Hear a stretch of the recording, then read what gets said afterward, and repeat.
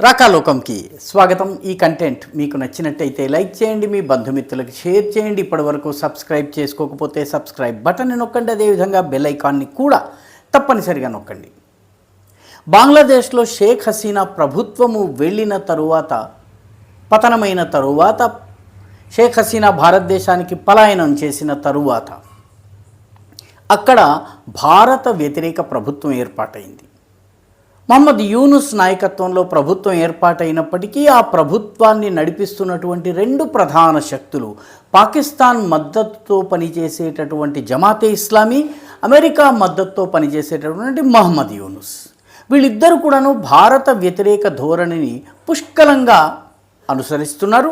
దానికి తాజా ఉదాహరణ ప్రజలలో భారత్ పట్ల వ్యతిరేకతను పెంచేందుకు, భారత్ పట్ల ఆగ్రహావేశాలను పెంచేందుకు బంగ్లాదేశ్లో అన్ని రకాల ప్రయత్నాలు ప్రారంభమయ్యాయి. చిట్ట చివరికి వానలు వరదల్ని కూడా భారతదేశానికి వ్యతిరేకంగా ఉపయోగించేటటువంటి ప్రయత్నాలు జరుగుతున్నాయి.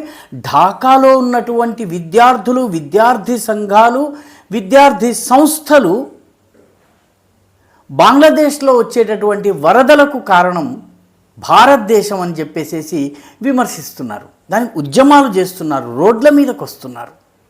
బంగ్లాదేశ్ ప్రభుత్వంలో ఉన్నటువంటి కీలకమైనటువంటి వ్యక్తులు, ముఖ్యమైనటువంటి అధికారులు ఆ భాష మాట్లాడుతున్నారు. అంటే భారత వ్యతిరేక విషవమనం, విషాన్ని వెలిగక్కే పని బంగ్లాదేశ్లో పుష్కలంగా జరుగుతుంది.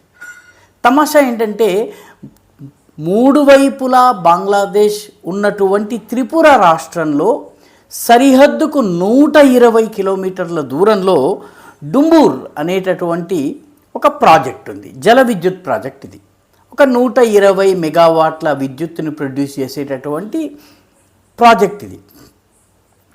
ఇది గోమ్టీ అనేటటువంటి నది మీద ఏర్పాటైనటువంటి ప్రాజెక్ట్. ఇది చాలా ఆసక్తికరమైనటువంటి ప్రాజెక్ట్. ఎందుకంటే ఇది డుంబూర్ అనేటటువంటి ఒక చెరువు ఉంది. 41 చదరపు కిలోమీటర్ల వైశాల్యం ఉన్నటువంటి ఈ చెరువు గాండాఛాడా అనేటటువంటి ప్లేస్లో ఉంటుంది. ఇది భారత బంగ్లా సరిహద్దుకి 120 కిలోమీటర్ల దూరంలో ఉంటుంది. త్రిపుర నుంచి కూడాను, త్రిపుర రాజధాని అగర్తల నుంచి కూడా 120 కిలోమీటర్ల దూరంలో ఉంటుంది.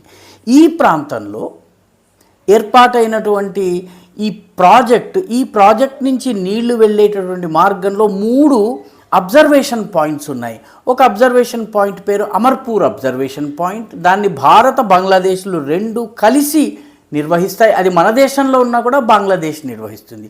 దాని తర్వాత సోనామురా నంబర్ 1 అనేటటువంటి 2 అబ్జర్వేషన్ పాయింట్స్ ఉన్నాయి. వాటిని కూడా భారత బంగ్లాదేశ్లు సంయుక్తంగా నిర్వహిస్తాయి. ఎందుకంటే ఈ నది నీళ్లు ఆ తరువాత బంగ్లాదేశ్లోకి ప్రవేశిస్తాయి. కటాక్ బజార్ అనేటటువంటి ప్లేస్ ఉంది. అక్కడి నుంచి ఇది నెమ్మదిగా వెళ్ళేసేసి పద్మా నదిలో, బహుశా మేఘనా నదిలో కలుస్తుంది. ఇది భారత బంగ్లాదేశ్ల మధ్య దాదాపు 58 ఇటువంటి నదులు ఉన్నాయి. ఈ నదులు భారతదేశంలో పుడతాయి, బంగ్లాదేశ్లోకి వెళ్తాయి. అక్కడి నుంచి ఈ పద్మా కానీ, మేఘనా కానీ, అదేవిధంగా 3వ ముఖ్యమైనటువంటి నది అయినటువంటి జమున కానీ, బ్రహ్మపుత్ర నది అస్సాంలోకి వెళ్ళాక జమున అవుతుంది. పద్మా నది, ఇది గంగా నది యొక్క మారుపేరు.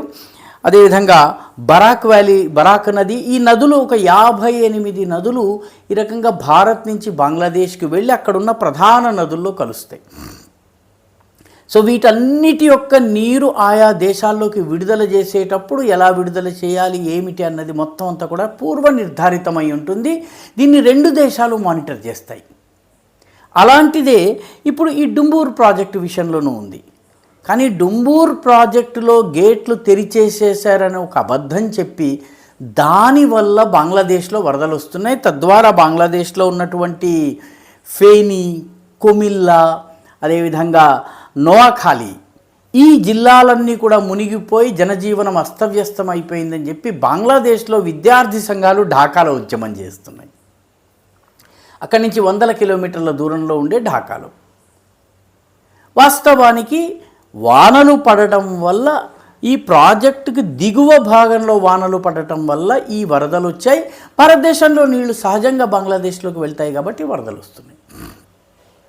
ఇది కేవలం ఒక నది పరిస్థితి మాత్రమే కాదు, కుషియారా కావచ్చును, బరాక్ కావచ్చును, మిగతా అనేక నదుల్లో ఈ పరిస్థితి ఉంది. కానీ ఈసారి మొట్టమొదటిసారి వానలకు భారతదేశాన్ని దోషిగా చూపించే ప్రయత్నం ప్రారంభమైంది. దీనికి బంగ్లాదేశ్ ప్రభుత్వం వంత పాడుతోంది. కాబట్టి రాబోయే రోజుల్లో భారత్ని ఇబ్బందులు పెట్టేందుకు కొత్త ప్రభుత్వం ఎన్ని రకాలుగా ప్రయత్నం చేయబోతోందో మనం అర్థం చేసుకోవచ్చు. మన విదేశ వ్యవహారాల శాఖ నీటి విడుదల, దానికి సంబంధించిన వివరాలను చెప్పి అమర్పూర్లో ఉన్నటువంటి అబ్జర్వేటరీలో ఇటు భారత బంగ్లాదేశ్ ఇరిగేషన్ అధికారులు ఉన్నారు. వాళ్ళందరూ కూడాను అసాధారణమైనటువంటి రిలీజ్ జరగలేదన్నటువంటి విషయాన్ని, వాటర్ రిలీజ్ జరగలేదన్నటువంటి విషయాన్ని ధృవీకరించారు. ఆ తరువాత దిగువ ప్రాంతంలో అంటే ప్రాజెక్టు దిగువన వచ్చినటువంటి వానల వల్ల ఈ వరదలు వస్తున్నాయి. సహజంగా ప్రతి సంవత్సరం ఈ వరదలు వస్తుంటాయి. 1971లో అయితే ఈ వరదల్లో 68,000 మంది బంగ్లాదేశ్లో చనిపోయారు. ఎందుకంటే బంగ్లాదేశ్లో వానాకాలంలో ఈ 58 నదుల నుంచి వచ్చేటటువంటి నీటితో 60% భూభాగము జలమయమై ఉంటుంది లేదా వరదల ద్వారా ప్రభావితమై ఉంటుంది. ఇది ప్రతి సంవత్సరం జరిగేది. ఈ సంవత్సరం మాత్రమే భారతదేశాన్ని దోషిగా చూపించేటటువంటి ఒక వింత ప్రయత్నాన్ని కొత్త ప్రభుత్వం చేస్తోంది. పర్యవసానంగా భారత బంగ్లాదేశ్ల మధ్య ఉద్రిక్త పరిస్థితుల్ని సృష్టించేటటువంటి ప్రయత్నం జరుగుతోంది. కొత్త ప్రభుత్వం రాగానే ఇన్నేళ్లుగా వరదలు వచ్చినా లేనటువంటి సమస్యను ఇప్పుడు ఇరిగేషన్తో సంబంధం లేని విద్యార్థులను ముందుకు తోసి హడావిడి చేయటంలో ఆంతర్యమేమిటి, ఇది అర్థం చేసుకోవలసినటువంటి అవసరం ఉంది. రానున్న రోజుల్లో ఇటువంటి చిన్న సమస్యల్ని పెద్ద భూతద్దాల్లో పెట్టి చూసి చాలా మ్యాగ్నిఫై చేసే ప్రయత్నం జరుగుతుంది. ఇది అర్థం చేసుకోవలసినటువంటి అవసరం ఉంది. ఈ వీడియో మీకు నచ్చినట్టయితే లైక్ చేయండి, షేర్ చేయండి, ఈ ఛానల్కు సబ్స్క్రైబ్ చేయండి. మీ అభిప్రాయాన్ని కామెంట్ల రూపంలో తప్పనిసరిగా పంపించండి.